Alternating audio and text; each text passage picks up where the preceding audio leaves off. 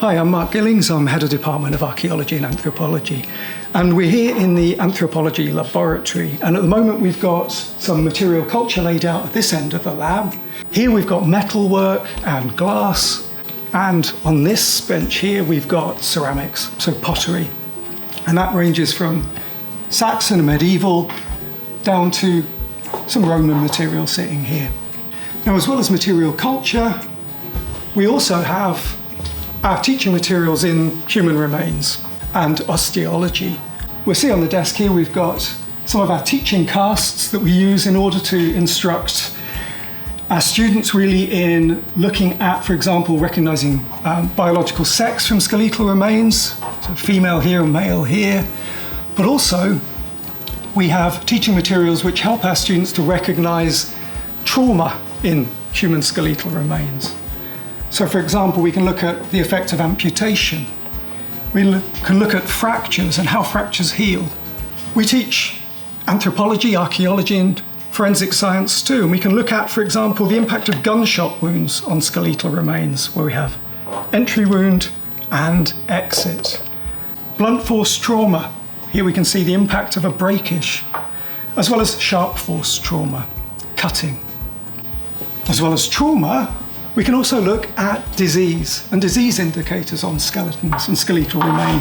And again, we have teaching casts which help us to recognize diseases like, for example, syphilis, tuberculosis. And this laboratory really is dedicated to training our students in the skills they need to recognize these telltale traces on human skeletal material so we can read the story of the individual.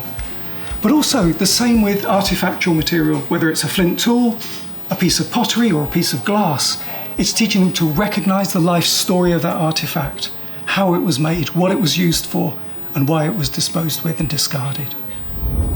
So here we've got some of the analytical and geomatics equipment we use in the department laid out. So, for example, we've got the portable X-ray fluorescence unit, which is used for non-destructive analysis of materials, working out what things are made of, their composition. You can see here we've got a drone which we use for vertical imaging of our archaeological excavations. We use survey-grade GPS to locate ourselves in the landscape. And we use 3D laser scanners like this to record archaeological landscapes and sites in high-precision 3D detail. This is a relatively old model of 3D laser scanner. This is a much more recent, a more portable version of the same. And we use this to survey inaccessible sites, difficult sites, where we have to crawl in or climb in order to find them. A robotic total station, again, a survey instrument we use as archaeologists to locate where we are in the landscape and where the archaeological materials are too.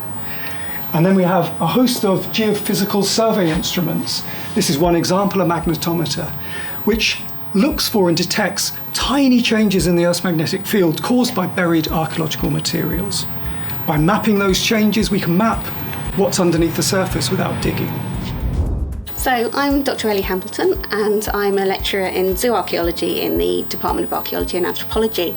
What's zooarchaeology? Well, it's the study of animal remains from archaeological sites, but importantly it's about understanding past human-animal relations and what that tells us about people's life in the past. So we're interested in what people were eating, but also what they were keeping their animals for, whether they were farming, whether they were hunting. We can look at all sorts of information from the remains. So here we've got some remains from a Roman villa site, and we can look at the remains and identify what animals were present. We can look for signs of butchery marks, and we can see if whole skeletons are being deposited. So this is a Roman cat skeleton, and then we've got bits of horse, deer, cattle, sheep, pig.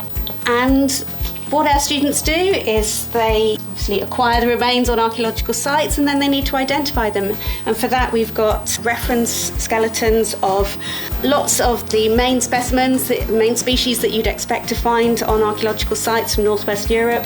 That includes large and small mammals, fish, birds, and it's basically a game of archaeological snap. You find the remains and you use the reference material to help identify what you've got present. And this is just an example of some of the species that we have. We've got everything from tiny little bats rats and mice through to great big hefty things like horses, even a little bit of whalebone here. So our students have access to all these materials. They're working with them in class and out in the field, but also on their own projects. It's a good excuse to get your hands on the bones and learn more. And if you want to find out more, then please just head over to the website where you can find more information.